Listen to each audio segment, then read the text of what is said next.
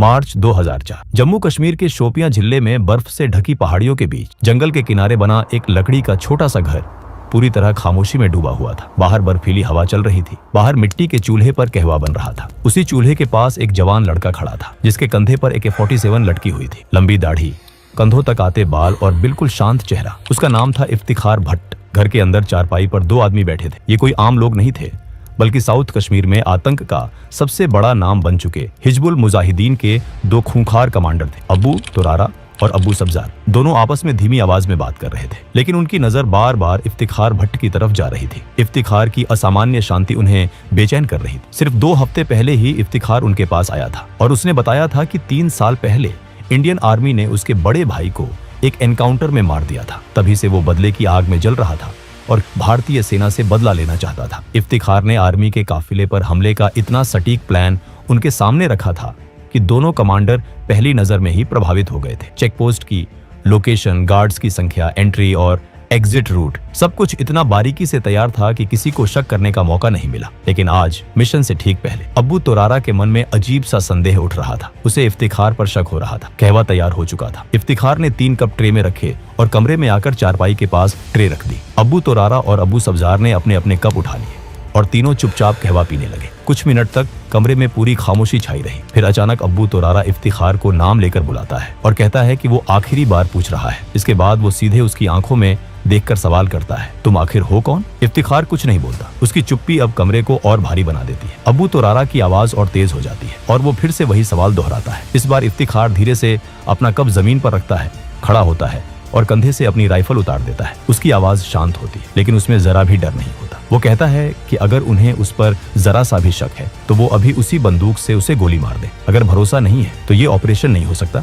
और उससे बेहतर है कि वो उसे यही मार डाले। अबू तुरारा AK-47 इफ्तिखार पर तान देता है। कुछ सेकंड तक कमरे में कोई कुछ नहीं बोलता। अबू सब्जार अबू तुरारा की तरफ देखता है और दोनों की आंखें मिलती हैं। तुरारा हल्के से सिर हिला देता है। इसके बाद अबू सब्जार अपनी AK-47 नीचे कर लेता है। दोनों फिर से अपने अपने कप उठाते हैं। उसी पल पिस्तौल लोड होने की आवाज गूंजती है। अगले ही पल 2 गोलियों की आवाज उस छोटे से कमरे को हिला देती। इफ्तिखार अपने कपड़ों के अंदर छुपी 9 mm पिस्टल निकाल चुका था। पहली गोली अबू तुरारा के सिर में जाती है और दूसरी गोली अबू सब्जार के सिर में। दोनों खूंखार जमीन पर गिर पड़ते हैं। कुछ ही सेकंड में साउथ कश्मीर के 2 सबसे बड़े आतंकियों की कहानी हमेशा के लिए खत्म हो जाती है। इसके बाद इफ्तिखार पिस्टल नीचे रखता है और अपना अधूरा कहवा पीने लगता है, जैसे वहां कुछ हुआ ही ना हो। लेकिन दोस्तों, ये कोई आपसी झगड़ा नहीं था और ना ही किसी आतंकवादी संगठन के भीतर की गद्दारी। ये था इंडियन आर्मी का एक बेहद साहसी अंडरकवर ऑपरेशन। इफ्तिखार भट्ट असल में कोई आतंकी नहीं था, बल्कि 1 पैरा स्पेशल फोर्स का जाबाज कमांडो मेजर मोहित शर्मा था। यहीं से शुरू होती है एक ऐसी कहानी जो एक मिडिल क्लास परिवार से निकलकर देश के सबसे बड़े वीरों में शामिल होने तक जाती है। और आगे हम जानेंगे कि आखिर कौन थे मेजर मोहित शर्मा और कैसे उन्होंने अपने जुनून और हौसले से इतिहास रच दिया। 13 जनवरी 1978 को हरियाणा में जन्मे मोहित शर्मा के पिता राजेंद्र शर्मा पंजाब नेशनल बैंक में अधिकारी थे और मां सुशीला शर्मा दिल्ली जल बोर्ड में काम करती थी। घर का माहौल अनुशासन और पढ़ाई से भरा हुआ था। मोहित अपने बड़े भाई मधुर शर्मा के बेहद करीब थे। उम्र में सिर्फ 13 महीने का फर्क था, लेकिन सोच में दोनों बिल्कुल अलग थे। माता पिता चाहते थे कि दोनों बेटे इंजीनियर बने और एक सुरक्षित जिंदगी जिए, लेकिन मधुर शर्मा का सपना था एयर फोर्स में जाना। वो NDA की तैयारी करते हैं, लेकिन सिलेक्ट नहीं हो पाता। माता पिता की इच्छा के अनुसार मधुर इंजीनियरिंग में चले जाते हैं, लेकिन सेना का सपना घर के छोटे बेटे मोहित शर्मा के मन में बैठ जाता है। स्कूल के दिनों से ही मोहित शर्मा पढ़ाई में अच्छे थे, लेकिन उनके भीतर कुछ अलग था। 1995 में दिल्ली पब्लिक स्कूल गाजियाबाद से 12वीं पास करने के बाद परिवार के दबाव में उन्होंने महाराष्ट्र के श्री संत Gajanan Maharaj college of engineering में एडमिशन ले ली। बाहर से सब कुछ नॉर्मल लग रहा था, लेकिन हॉस्टल के उस कमरे में बैठा मोहित शर्मा हर दिन एक अलग ही जंग लड़ रहा था। जब बाकी छात्र इंजीनियरिंग की असाइनमेंट्स में व्यस्त रहते, तब मोहित NDA के सवाल हल करते, करंट अफेयर्स पढ़ते और खुद को शारीरिक और मानसिक रूप से सेना के लिए तैयार करते। मोहित ने NDA का एग्जाम दिया, लेकिन कई हफ्तों तक कोई रिजल्ट नहीं आया। उन्हें बेचैनी होने लगी। दरअसल रिजल्ट उनके घर पहुंच चुका था, लेकिन माता पिता ने जानबूझकर छुपा लिया था। उन्हें डर था कि अगर मोहित को पता चल गया तो वो इंजीनियरिंग छोड़कर फौज में चला जाएगा। लेकिन फिर मोहित शर्मा ने खुद UPSC के ऑफिस में फोन किया और अपना रोल नंबर बताया। जवाब सुनते ही उनके रोंगटे खड़े हो गए। उनका नाम मेरिट लिस्ट में था और SSB इंटरव्यू का कॉल लेटर घर भेजा जा चुका था। मोहित ने एक पल भी नहीं सोचा, वो सीधे भोपाल SSB इंटरव्यू के लिए निकल पड़े। जब माता पिता को पता चला तो उन्होंने बहुत समझाने की कोशिश की, लेकिन मोहित साफ कह चुके थे, या तो इंडियन आर्मी या फिर कुछ नहीं। बेटे के जुनून के आगे माता पिता को झुकना पड़ा। इंटरव्यू क्लियर हो गया, लेकिन असली मुश्किल अभी बाकी थी। मेडिकल में मोहित का वजन कट ऑफ से 6 किलो कम था और उसे बढ़ाने के लिए सिर्फ 4 हफ्ते का समय था। यहीं से मोहित की जिंदगी में उनकी माँ का सबसे बड़ा योगदान शुरू होता है। जो माँ पहले उनके फैसले के खिलाफ थी, वही माँ अब उनके सपने को अपना सपना बना लेती है। दूध, केला, घी, हाई प्रोटीन डाइट, हर चीज पूरी योजना के साथ दी जाती है। 4 हफ्तों में मोहित का वजन 8 किलो बढ़ जाता है। मेडिकल क्लियर होता है और भारत को वो ऑफिसर मिलने वाला होता है जो आगे चलकर इतिहास रचने वाला था। पुणे के खड़कवासला में एनडीए ट्रेनिंग के 3 साल मोहित शर्मा को फौलाद बना देते हैं। बॉक्सिंग, स्विमिंग, घुड़सवारी, हर चीज में वो आगे रहते हैं। वो बॉक्सिंग में चैंपियन बनते हैं, घुड़सवारी में ट्रॉफी जीतते हैं। लेकिन मोहित सिर्फ एक फाइटर नहीं थे, उन्हें गिटार, माउथ ऑर्गन और सिंथेसाइजर बजाना भी आता था। 1999 में आईएमए देहरादून की ट्रेनिंग के दौरान कारगिल युद्ध शुरू हो जाता है। टीवी पर हर दिन देशभक्ति की खबरें, शहीदों की कहानियां और सैनिकों की बहादुरी मोहित शर्मा के भीतर आग भर देती है। 11 दिसंबर 1999 को उन्हें मद्रास रेजिमेंट की 5वीं बटालियन में 2nd लेफ्टिनेंट के रूप में पोस्ट मिल जाता है। उसी रात जब दोस्त जश्न मना रहे होते हैं, कोई उनसे पूछता है कि वो कहाँ पोस्टिंग चाहते हैं।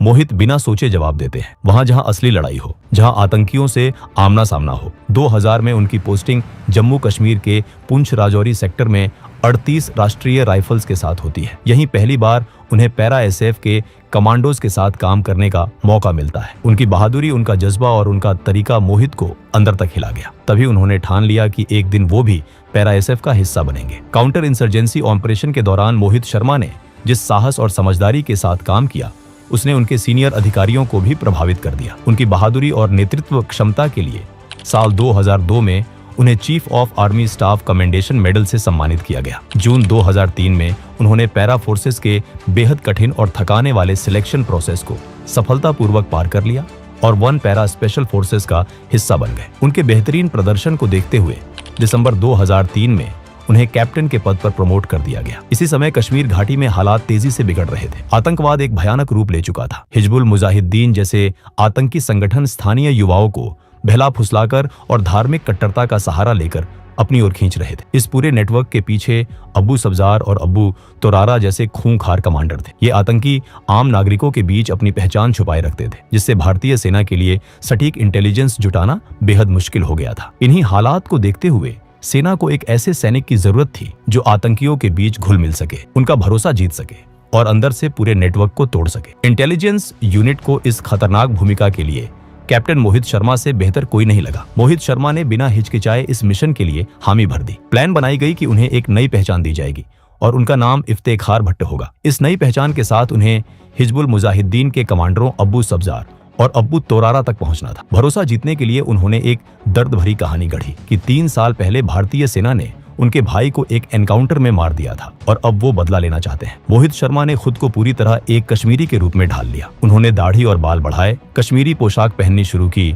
डोगरी और उर्दू सीखी, कुरान की आयतें याद की और नियमित रूप से मस्जिद जाने लगे। इफ्तेखार भट्ट बनकर वो कश्मीर की गलियों में घूमते, स्थानीय लोगों से बातचीत करते और अपने भाई की मौत का दर्द शेयर करते। करीब 2 महीने तक वो शोपियां और आसपास के गांवों में एक आम कश्मीरी की तरह रहे। धीरे धीरे वो हिजबुल के लोगों की नजर में आ गए। उन्हें लगा कि इफ्तेखार के अंदर भारतीय सेना के लिए जो नफरत है वो उनके मकसद के लिए बेहद उपयोगी हो सकती है। आखिरकार मार्च 2004 में इफ्तेखार भट्ट उर्फ कैप्टन मोहित शर्मा की मुलाकात अब्बू सब्जार और अब्बू तोरारा से करवाई गई। उन्होंने वही कहानी दोहराई और एक आर्मी चेक पोस्ट पर हमले का प्लान दिखाई, जिसमें पेट्रोल मूवमेंट और गुप्त पहाड़ी रास्तों के नक्शे भी शामिल थे। उनकी तैयारी और आत्मविश्वास ने आतंकियों को पूरी तरह यकीन दिला दिया। उन्हें लगा कि ये लड़का उनके लिए एक बड़ा हथियार बन सकता है। वो दोनों आतंकी मोहित शर्मा को अपने सबसे सुरक्षित ठिकाने पर ले जाते हैं। ये वही जगह थी जहां से बैठकर वो भारत के खिलाफ बड़ी साजिशें रचते थे। अगले 2 हफ्तों तक मोहित शर्मा उन्हीं आतंकियों के साथ रहते हैं। इस दौरान आतंकी उन्हें ट्रेनिंग देते हैं, हथियारों के इस्तेमाल के तरीके समझाते हैं और अपने मूवमेंट,